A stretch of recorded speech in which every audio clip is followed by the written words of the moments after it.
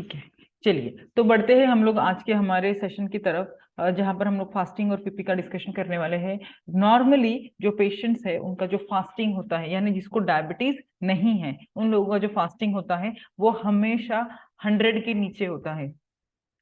ध्यान देके सुनिएगा, अगर आपको लग रहा है तो आप इसको कहीं पर लिख के भी रख सकते हैं। मेरी एक रिक्वेस्ट है सारे लोगों से जिन लोगों ने डायबिटीज रिवर्सल के प्रोग्राम में ज्वाइन हुए हैं, आप बेटर है अपने लिए एक डायरी कीजिए जिसमें इस जर्नी के दरमियान आपको बहुत सारी इंफॉर्मेशन मिलने वाली है, तो आप उसमें नोट डाउन करके रख सकते हो। तो सबसे पहले आपको क्या समझना है, जिनको डायबिटीज नहीं होता, नॉर्मल लोग, उनका हमेशा खाने के पहले का जो फास्टिंग होता है वो 100 से कम होता है। और जो पीपी होता है खाने के बाद का, खाने के 2 घंटे के बाद का जो टेस्ट हम लोग करते हैं, वो हमेशा 140 से नीचे होता है। अब जो डायबिटिक वाले लोग होते हैं या प्री डायबिटीज वाले होते हैं, उनका गोल हमेशा ये होता है कि अगर आप 110 के नीचे हो, 90 से 110 के बीच में कहीं पर हो, इसका मतलब आप नॉन डायबिटिक हो। मतलब अब डायबिटीज पहले कभी हुआ रहेगा, लेकिन अब जो है आप नॉन डायबिटिक हो। तो हमेशा आपका गोल ये होना चाहिए कि आपका जो फास्टिंग है 110 के नीचे होना चाहिए। अब आते हैं उसके पीपी के तरफ। पीपी यानी खाने के 2 घंटे के बाद। तो खाने के 2 घंटे के बाद जो है आपका 110 से लेके 140 के नीचे होना चाहिए। इस रेंज में जो है आपका फास्टिंग होना चाहिए, सॉरी पीपी खाने के 2 घंटे के बाद का। कुछ लोगों का 160 टच करता है, वो भी नॉर्मल समझा जाता है, लेकिन हमारे केस में हम लोग क्या गोल रखेंगे, 140 के नीचे रहना चाहिए। तो ये हो गया आपका फास्टिंग और पीपी। अब जितने भी लोग इस कॉल पर है जिनका फास्टिंग और पीपी इससे ज्यादा है, ऑब्वियसली वो लोग डायबिटीज के फेज 1 फेज 2 फेज 3 में अलग अलग फेजेस में रहे होंगे। लेकिन आपका गोल क्या होना चाहिए, पहले अभी जो आपकी रिपोर्ट्स आए, जैसे पिछले हफ्ते में हम लोगों ने बहुत सारे जो नए लोग ज्वाइन किए हैं उनका फास्टिंग करवाया है, पीपी करवाया है, HbA1c करवाया है, तो हमारा गोल क्या होगा, 15 दिन जैसे ही आपको हो जाएंगे एक्सरसाइज और डाइट फॉलो करते हुए, तो 15 दिन के बाद हम लोग जो है फिर से चेक करेंगे। ओके, तो हमारा गोल क्या है, अगली बार यानी आने वाले 15 दिनों में आपका जो फास्टिंग और पीपी का रिपोर्ट है अभी के रिपोर्ट से बेहतर आना चाहिए। कितना कम होगा कितना ज्यादा होगा वो सब हम लोग डाइट के ऊपर डिपेंड करता है, एक्सरसाइज के ऊपर डिपेंड करता है। लेकिन अभी के लिए आपको बस इतना ध्यान रखना है कि आने वाली जो रिपोर्ट है वो आपके अभी के एग्जिस्टिंग रिपोर्ट से बेहतर आनी चाहिए। ठीक है, ये एक बात हो गई। अब क्या होता है, बहुत सारे लोगों का जिनका पीपी ज्यादा है, पीपी ज्यादा है, उन लोगों को क्या समझना है कि पीपी ज्यादा है और फास्टिंग भी ज्यादा है। तो अभी हम लोग जो एक्सरसाइज कर रहे हैं, डाइट फॉलो कर रहे हैं, उससे आपका फास्टिंग और पीपी दोनों भी पुराने रिपोर्ट से बेहतर होना चाहिए। ओके, अब क्या होता है, सेकेंड स्टेप क्या आती है, हो सकता है आप में से कुछ लोगों का फास्टिंग का रिपोर्ट पीपी के रिपोर्ट से ज्यादा होगा, यानी आपका जो पीपी है शायद वो 140 आता है, लेकिन आपका जो फास्टिंग है वो 160 170 ऐसा बहुत ज्यादा आता है। तो आपको लगता रहेगा कि खाली पेट का शुगर हमारा क्यों ज्यादा आता है और खाली खाने के बाद का तो उससे कम आता है। ये क्यों होता है, सबसे पहले बहुत बार क्या करते हैं लोग, उनको लगता है कि शायद ना ये लैब का एरर है, क्योंकि लैब में शायद गड़बड़ हुई रहेगी और इसकी वजह से अलग अलग जगह पे लैब, अलग अलग लैब से टेस्ट करवाते हैं, क्योंकि उनको लगता है कि हो सकता है, ऐसे तो होता नहीं है ना कि फास्टिंग का रिपोर्ट ज्यादा है या पीपी की रिपोर्ट से फास्टिंग का ज्यादा है। बहुत बार डॉक्टर भी ऐसे करते हैं कि जब पेशेंट की रिपोर्ट जो है फास्टिंग ज्यादा आ जाता है पीपी से, तो वो अलग लैब से फिर से टेस्ट करवाते हैं। ये सच है कि बहुत बार लाइब्रेरी में, लैब में जो है रिपोर्ट्स, बिकॉज ऑफ वो अलग अलग केमिकल यूज करते हैं उसका, या उसका एक्सपायरी चेक नहीं किया होता है, या कुछ तो मैन्युअल एरर यानी जो टेक्नीशियन है उसके एरर के वजह से भी बहुत बार रिपोर्ट्स गलत आ जाती है। लेकिन ये हर बार नहीं होता। ओके, हर बार ऐसे नहीं होता कि हमेशा आपकी फास्टिंग जो है लैब के एरर की वजह से बढ़कर आएगी। तो एक्चुअल में ऐसे आपके बॉडी में होते रहता है कि सच में आपके बॉडी में फास्टिंग का जो रिपोर्ट है खाली पेट की शुगर ज्यादा आती है। इसकी वजह होती है जो आपकी ब्लड शुगर लेवल होती है वो अलग अलग चीजों के ऊपर डिपेंड करती है, जैसे आपके खाने की क्वांटिटी कितनी है, किस क्वालिटी का खाना आप खा रहे हो, किस टाइप का खा रहे हो, टाइप यानी वेज खा रहे हो, नॉन वेज खा रहे हो, कितना क्वांटिटी में फूड आप खा रहे हो, इन सारी चीजों के ऊपर आपका ब्लड शुगर लेवल डिपेंड करती है। इसीलिए सब लोगों को एक स्पेसिफिक डाइट प्लान एक स्पेसिफिक क्वांटिटी में खाने के लिए बताया गया है। इसके अलावा physical activity and body metabolic response, यानी कुछ लोग रहेंगे आपके जो आप लोगों में जो सिर्फ बैठ के काम करते हैं, कुछ लोग हैं जो लोगों का भागदौड़ है या साइट का काम है, तो उसके ऊपर भी आपकी ब्लड शुगर लेवल डिपेंड करती है। इसके अलावा प्री एनालिटिकल फैक्टर्स, यानी जब आप ब्लड टेस्ट करवाने वाले रहते हो उस दिन के बारे में, ओके। तो उस दिन क्या हो जाता है, उस दिन जो लोग स्मोक करते रहेंगे उनके स्मोकिंग के ऊपर डिपेंड होता है कि उन्होंने कितने टाइम पहले स्मोकिंग किया है। जो लोग अल्कोहल कंज्यूम करते रहेंगे उन्होंने कितने टाइम पहले अल्कोहल कंज्यूम किया है, इसके ऊपर भी आपका फास्टिंग और पीपी का रिपोर्ट डिपेंड होता है। इसके अलावा यूज ऑफ हाइपोग्लाइसेमिक ड्रग, यानी अगर आप मेडिसिन ले रहे हो तो कौन से कैटेगरी की दवाई ले रहे हो, उसके ऊपर भी आपका फास्टिंग और पीपी डिपेंड करता है। इसके अलावा हेवी एक्सरसाइज, अगर आप रेगुलरली हेवी एक्सरसाइज कर रहे हो तो उसके ऊपर भी ब्लड शुगर लेवल डिपेंड होती है। साथ में एंजाइटी, अगर आप कुछ दिनों से परेशान हो और उस टाइम पर उसके आगे पीछे आपने ब्लड शुगर लेवल चेक करवाए हैं, तो उसके ऊपर भी आपकी ब्लड शुगर लेवल डिपेंड करता है। तो आप कितना, आपको एंजाइटी है, आप परेशान हो या आप किसी चीज की वजह से चिंताग्रस्त हो, तो इन सारी चीजों की वजह से जो है आपकी ब्लड शुगर लेवल फ्लक्चुएट करती है। साथ में ही डिले इन सैंपल प्रोसेसिंग, अब बहुत बार ना आपका जो लैब वाला बंदा है वो क्या करता है, आपका ब्लड सैंपल कलेक्ट करता है, उसके बाद वो बहुत सारे अलग अलग लोगों का भी कलेक्ट करता है, और वो सबका कलेक्शन होने के बाद वो लैब में पहुंच के वहां पर वो सैंपल ब्लड सैंपल देता है, ओके। तो बहुत बार ऐसे हो जाता है ना कि आपका जो ब्लड सैंपल है वो लेट लैब में पहुंचा है, इसकी वजह से भी आपका ब्लड शुगर लेवल अलग अलग दिखाता है। तो ये सारी चीजें हैं जो आपको समझनी है कि इनकी वजह से जो है फास्टिंग और पीपी में इतना डिफरेंस आता है। इसके अलावा आप जानते हैं कि फास्टिंग और पीपी का ब्लड शुगर लेवल किस चीज पे डिपेंड करता है, तो आपको हमेशा याद रखनी है जो खाली पेट का शुगर होता है ना आपका फास्टिंग, वो आपके लीवर के ऊपर डिपेंड करता है। और जो पोस्ट प्रांडियल यानी जो खाने के बाद 2 घंटे के बाद का जो शुगर है वो आपके पैनक्रियास पे डिपेंड करता है। तो ये आपको हमेशा याद रखना है। तो अगर आपका खाने के बाद वाला शुगर ज्यादा आ रहा है तो हम लोग इंसुलिन यानी पैनक्रियास को फोकस करेंगे, और अगर फास्टिंग खाली पेट वाला ज्यादा आ रहा है तो हमारा ध्यान लीवर की तरफ होना चाहिए, ठीक है। इस केस में अब आप बोलोगे कि मैडम हमको तो ये पता है कि इंसुलिन तो पैनक्रियास से निकलता है, उसी वजह से शुगर लेवल होती है, बट ये लीवर का क्या रोल है। तो एक शॉर्टकट में मैं आपको समझाना चाहती हूँ। सबसे इंपॉर्टेंट चीज है जो आपका लीवर है ना, सी फॉर एग्जाम्पल मुझे फास्टिंग शुगर चेक करना है, तो फास्टिंग का मतलब क्या होता है कि 24 घंटे में वो वक्त जहां पर आपका जो शुगर है सबसे कम था, ओके। यानी जब आप 8 से 12 घंटा सोते हो तो रात के वक्त आपके पेट, आप कुछ नहीं खा रहे हो, इसकी वजह से जब सवेरे उठते हो तो वहां पे सबसे कम बॉडी के अंदर शुगर होती है। तो हम इसके लिए फास्टिंग चेक करते हैं कि कम से कम कितना है बॉडी में शुगर, ओके। और खाने के 2 घंटे के बाद, यानी बहुत सारे लोग ये करते रहेंगे कि सवेरे ब्रेकफास्ट के बाद चेक करते हैं, जो बहुत ही गलत है। आपको क्या करना है, दोपहर के खाने के 2 घंटे के बाद, यानी आप 1 बजे खाना खा रहे हो तो 3 बजे आपको ब्लड टेस्ट करना है। तो वो वक्त कौन सा है, खाने के 2 घंटे के बाद, क्योंकि आपने खाना खाया है और वो खाना पूरा आपके पेट में डाइजेस्ट हुआ है 2 घंटे में, और इसके लिए 2 घंटे के बाद जब आपकी बॉडी में शुगर होगी तो वो 24 घंटे में सबसे ज्यादा शुगर होगी। तो हम ये 2 लेवल चेक करते हैं, सबसे कम कितनी है और सबसे ज्यादा कहाँ पर है, और इन दोनों को हम लोग मेजर करते हैं, ठीक है। तो ये आपको याद रखना है। अभी फास्टिंग के केस में क्या हो जाता है, स्पेशली खाली पेट का शुगर है। अब खाली पेट का शुगर आपका ज्यादा कभी आता है क्योंकि आपने रात में खाना खाया है। फॉर एग्जाम्पल आप ये इमेजिन करो कि आपने 8 बजे रात में खाना खाया है, 7 से 8 बजे के बीच में 8 बजे आपने खाना खा लिया है। अब 8 बजे जब आपने खाना खाया तो लीवर क्या करेगा, आपने जो भी खाना खाया वो पूरी तरह से खाने में डाइजेस्ट हो जाएगा। 8 बजे खाना खाया है यानी खाने के 2 घंटे के बाद, यानी तकरीबन 10 बजे आपके बॉडी का शुगर सबसे हाई होगा, और फिर 10 बजे के बाद जो है शुगर कम होना शुरू हो जाता है। क्यों, क्योंकि बॉडी जो है इंसुलिन जो पूरा इस्तेमाल करने लगती है। लेकिन आप ये सोचिए अगर आप 10 बजे का ही ब्लड शुगर लेवल कम होने लगा है और उसके बाद आप सवेरे 8 बजे यानी अगले दिन सवेरे 8 बजे ब्लड देने वाले हो, यानी 12 घंटे का डिफरेंस हो गया।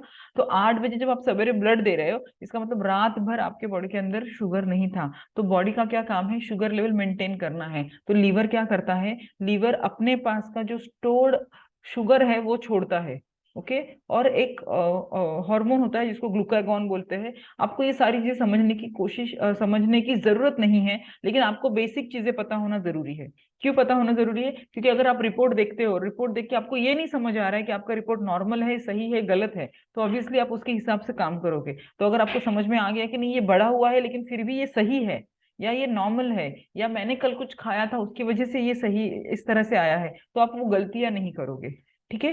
तो क्या हो जाता है, अगर रात में 10 बजे आपका ब्लड शुगर लेवल अब सबसे ज्यादा था क्योंकि 8 बजे आपने खाना खा लिया है, 10 बजे के बाद ब्लड शुगर लेवल घटने लगता है, तो लीवर क्या करता है, अपने तरफ से अलग से शुगर छोड़ता है बॉडी के अंदर, ताकि आप सवेरे तक आपके बॉडी के अंदर के काम चलते रहे। ओके। तो इस केस में क्या हो जाता है, जब आप सवेरे तक, अगर सवेरे फास्टिंग में आपका ब्लड शुगर लेवल ज्यादा दिखा रहा है, इसका मतलब ये है कि आपकी लीवर के अंदर शुगर अभी भी ज्यादा है, या लीवर ज्यादा शुगर छोड़ रहा है, जिसके वजह से आपका जो है फास्टिंग का ब्लड शुगर लेवल हाई आया है। तो आपका गोल क्या होना चाहिए, आप जितना हो सके उतना, अच्छा क्या गोल होना चाहिए आगे, क्या हम लोग उसको आगे डिस्कस करते हैं कि इसको अपने को नॉर्मल करने के लिए क्या करना है। ठीक है। इसके लिए आपका गोल क्या होना चाहिए, रात में जो है लीवर के ऊपर का फैट जो है वो हम लोगों को निकालना होता है, ताकि लीवर सही से काम करे। ठीक है।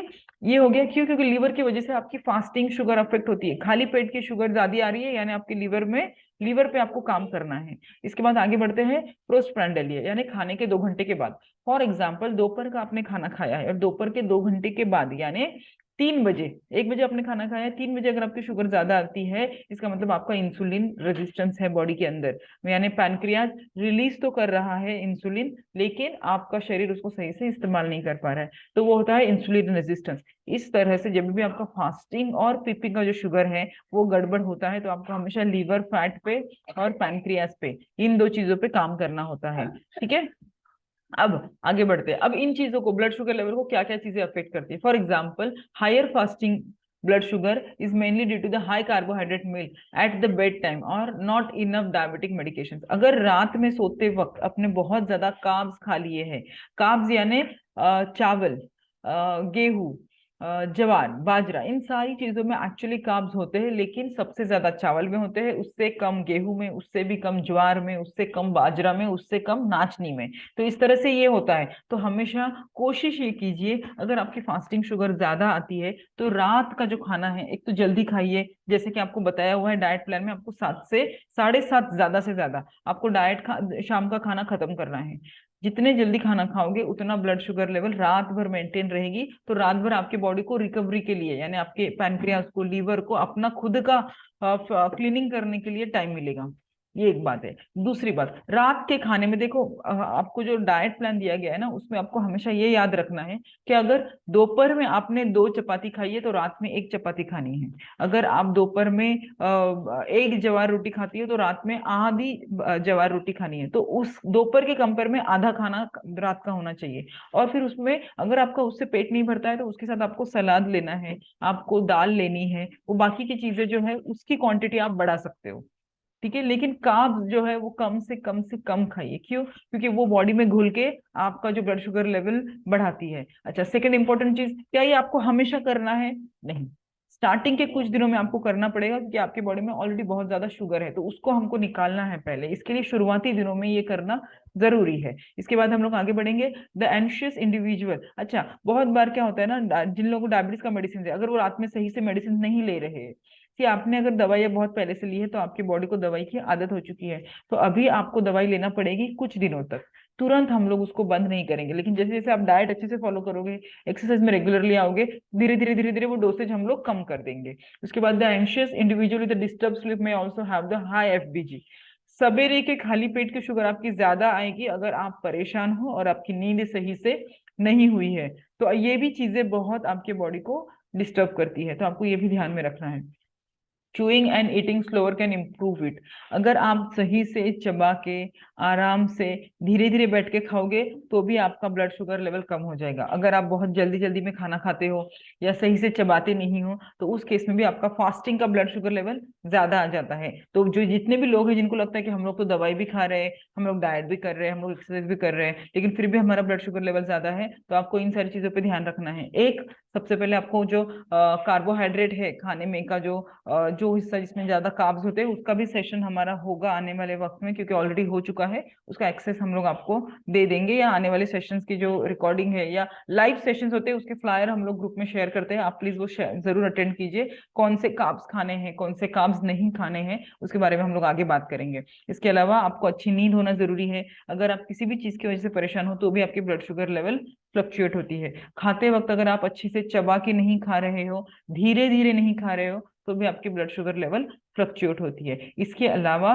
एक चीज होती है जिसको बोलते हैं डाउन फेनोमेना। अब ये क्या चीज है? सवेरे सवेरे भले ही आपका इंसुलिन सही से काम कर रहा है, लेकिन क्योंकि आपको हमारी बॉडी जो है ना एक बहुत बोलते हैं ना सेल्फ ऑटोमेशन पे चलती है, सब कुछ ऑटोमेशन पे। तो सवेरे आपकी आंख खुले और आप फ्रेश फील करो और उठकर काम करना शुरू करो, इसके लिए आपके बॉडी के अंदर कुछ हार्मोन्स होते हैं, जो कॉर्टिसोल होता है, ग्रोथ हार्मोन होता है, वो ऑटोमेटिकली आपको फ्रेश फील कराने के लिए और सवेरे उठाने के लिए बॉडी के अंदर जो है वो ग्लूकोज छोड़ते हैं। ठीक है, जैसे ही ग्लूकोज बॉडी के अंदर जाता है तो आपकी आंख खुल जाती है और आप उठ के काम करना शुरू करते हो।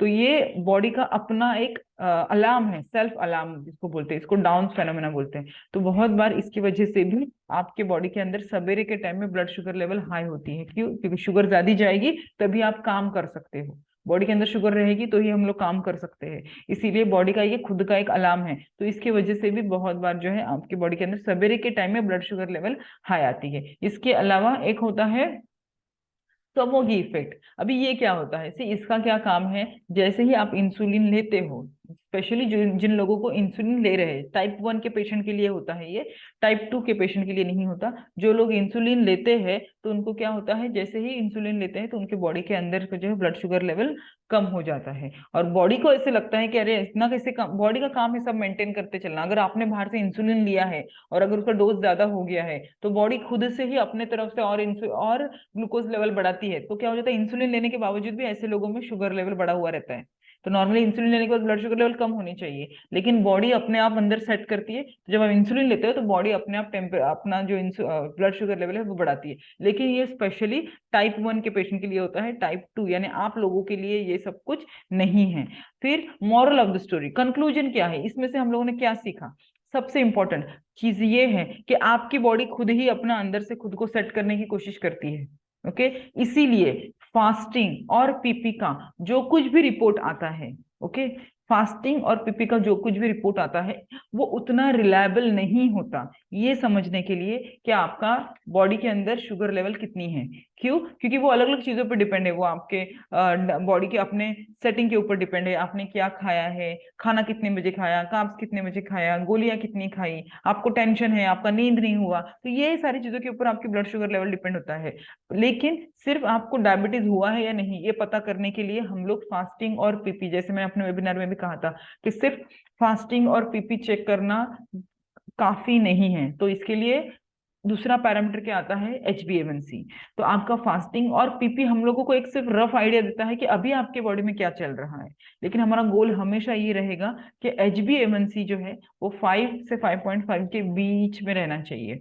तो भले ही आपका फास्टिंग ज्यादा आ रहा है, पीपी कम आ रहा है, किसी का पीपी ज्यादा आता रहेगा, फास्टिंग कम आता रहेगा, लेकिन HbA1c को हम लोग मॉनिटर करते चलेंगे। जब तक HbA1c 5.5 के नीचे है तब तक आपका फास्टिंग कुछ भी आने दो, पीपी कुछ भी आने दो, कुछ फर्क नहीं पड़ता। क्यों? क्योंकि फास्टिंग और पीपी एक दिन का रीडिंग, 24 घंटे का रीडिंग देता है। तो 24 घंटे में किसी भी वजह से आपका फास्टिंग ज्यादा हो सकता है, किसी भी वजह से पीपी कम हो सकता है। तो हमेशा जो गोल है वो HbA1c पे रहना चाहिए, जो हम लोग हर 3 महीने में करते हैं। क्योंकि जितना अच्छा HbA1c आएगा उतना अच्छा आपका रिवर्सल है, उतना अच्छा आपकी बॉडी काम कर रही है। ठीक है, सो हमेशा आपको गोल यही रहना चाहिए।